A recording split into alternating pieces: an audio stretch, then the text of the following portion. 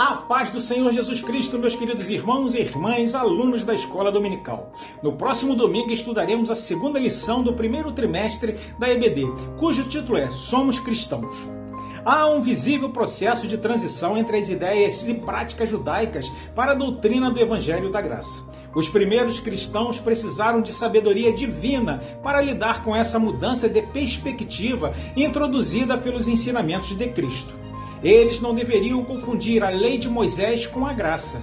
Por essa razão, os apóstolos foram desafiados a estabelecer os limites entre o judaísmo e o cristianismo, principalmente o apóstolo Paulo, a fim de que os novos cristãos judeus e gentios recebessem a orientação divina para o exercício da fé cristã.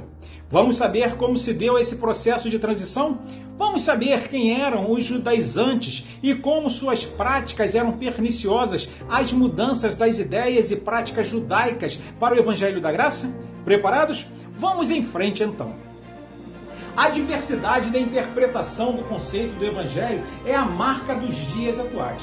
Muitos querem pregar outro evangelho diferente daquele introduzido por nosso Senhor Jesus e endossado pelo Colégio Apostólico.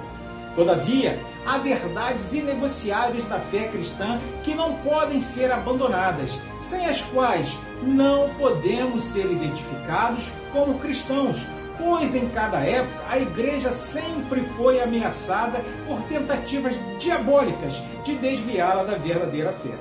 Assim sendo, a lição do próximo domingo, intitulada Somos Cristãos, abordará a relação entre o cristianismo e a influência judaizante no passado e no presente da igreja. A lição está organizada em 3 tópicos principais, onde o autor analisa o impacto das tendências judaizantes desde os primórdios da igreja, sua influência contemporânea e a necessidade de preservar o evangelho como pregado por Jesus e pelos apóstolos. Primeiramente, destacaremos a oposição de Paulo à imposição de práticas judaicas aos gentios convertidos, com foco em sua viagem a Jerusalém, descrita em Gálatas 2, 1 a 10, onde veremos que Paulo retorna a Jerusalém para confrontar a liderança da igreja sobre a inclusão dos gentios, sem a necessidade de aderir à lei mosaica. A narrativa, conforme Gálatas 2:2, demonstra a importância de manter a unidade do Evangelho. E subi por uma revelação, e lhes expus o Evangelho que prego entre os gentios. O propósito da missão de Paulo era garantir que a liberdade cristã fosse mantida sem sujeição à circuncisão ou outras práticas legais. Em Gálatas 2, 4 e 5, o apóstolo dos gentios denuncia os falsos irmãos infiltrados para escravizar os crentes, para que a verdade do evangelho permanecesse entre vós. Por sua vez, Tito, um grego, serve como exemplo a resistência da imposição da circuncisão descrita em Gálatas 2:3, simbolizando que a salvação é pela fé, não pelas obras da lei.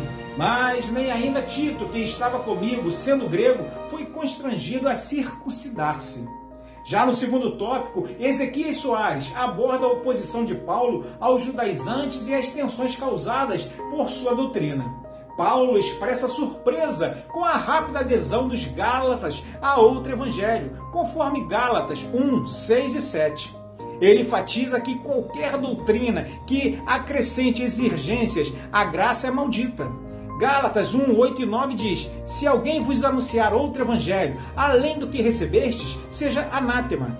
Ele afirma isso porque eram judeus que exigiam que os gentios observassem a lei de Moisés para serem salvos. Essa postura contrariava o concílio de Jerusalém, descrito em Atos 15, 10 e 11, que diz: mas cremos que seremos salvos pela graça do Senhor Jesus Cristo. O autor da lição descreve como a insistência judaizante ameaçava a unidade da igreja e a pureza do evangelho. Nesse sentido, Paulo confronta Pedro em Antioquia, destacando a hipocrisia, conforme Gálatas 2, 11 a 14. Não andavam bem e diretamente conforme a verdade do evangelho. Após a exposição dos 2 primeiros tópicos, o autor analisa como práticas e doutrinas judaizantes ainda afetam a igreja contemporânea. Ele enfatiza que o evangelho permanece inalterado, salvação pela fé em Cristo, sem necessidade de observância da lei. Romanos 3,28 diz: Concluímos, pois, que o homem é justificado pela fé sem as obras da lei. Mas há o perigo da doutrina judaizante, onde a adoção de práticas judaicas, como dietas e festas, é apresentada como um desvio que pode levar à confusão teológica. Colossenses 2, 16 e 17 reforça essa ideia. Ninguém vos julgue pelo comer, ou pelo beber, ou por causa dos dias de festas.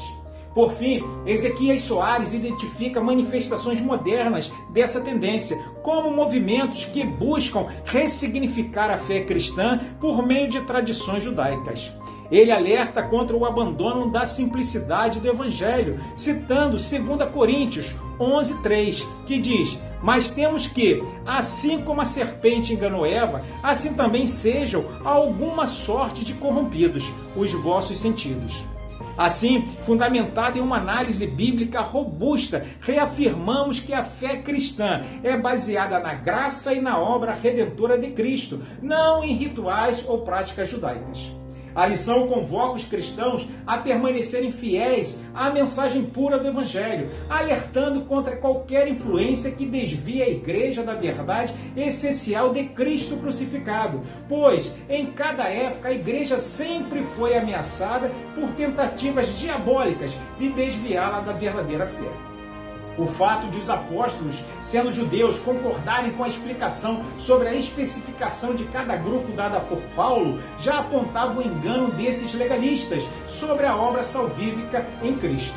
Esse resultado serviu tanto aos Gálatas como a todo o cristianismo nesses mais de 20 séculos de história. Assim, a diferença entre os judeus messiânicos e os cristãos judaizantes atuais é que os judeus estão preservando uma cultura hereditária do seu povo e os judaizantes colocando remendo novo em pano velho, conforme Mateus 9,16. Que a partir do estudo fiel das Sagradas Escrituras possamos rejeitar os falsos ensinamentos e preservar a unidade doutrinária e a ortodoxia da fé cristã. Chegamos assim, meus irmãos, ao final deste vídeo. Esperamos que esta síntese de nossa segunda lição do primeiro trimestre tenha motivado cada um de vocês a estarem conosco no próximo domingo, em uma escola dominical bem pertinho de sua casa. Acessem nosso canal no YouTube, assista, compartilhe e se inscreva para ser avisado todas as vezes que lançarmos um vídeo novo. Fiquem com Deus e que Deus os abençoe em Cristo Jesus.